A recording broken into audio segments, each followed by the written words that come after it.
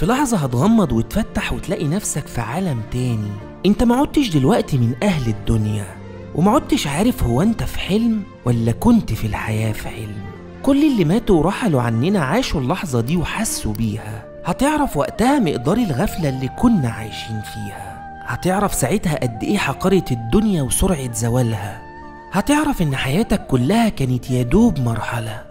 هتعرف ساعتها ان كل حاجة قتلت وحاربت في حياتك عشانها كانت ليك بمثابة السم اللي قتلك، واللي اتحولت دلوقتي الرماد ما بينفعش. هتعرف ان كل اللي عشنا في طلبه كان صور وبس. هتعرف ساعتها ان مالك ما كانش بيزيد الا بنقصان عمرك. هتعرف ساعتها القيمة الحقيقية للأشياء اللي ضيعتها. هتعرف القيمة الحقيقية لكل تسبيحة انشغلت عنها. هتعرف جزاء الصلاة على النبي اللي ياما غفلت عنها. هتعرف ساعتها قدر الصلاة اللي ياما قصرت فيها. هتعرف قد ايه كانت الدنيا ملعونة وملعون كل ما فيها إلا ذكر ربنا وقربه. هتعرف ساعتها ان الكرامة في الحفرة دي لا بشهادتك ولا بمنصبك ولا بفلوسك. هتعرف ساعتها قد ايه كان صبرك على الأيام والجراح اللي فيها كان مفيد ليك في قبرك. وهتحس لأول مرة انك لوحدك بجد. هتحس بوحدة وخوف لما تشوف أهلك وأقرب الناس ليك تركوك وراحوا. هتعرف إن كل اللي كان بيتحكي لك عن الموت وشدته وعن القبر وظلمته ما كانش تخويف وخلاص.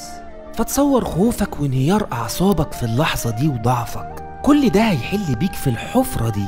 وعشان كده النبي صلى الله عليه وسلم قال: ما رأيت منظرا قط إلا والقبر أفظع منه.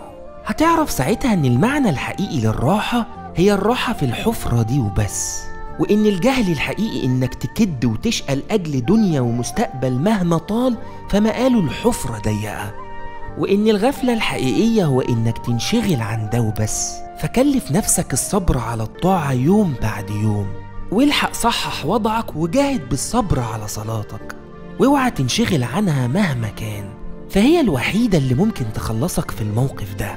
وجهز نفسك للحظة دي وقول: اللهم ارحم ذلنا يوم العرض عليك، وأمن خوفنا عند الوقوف بين يديك.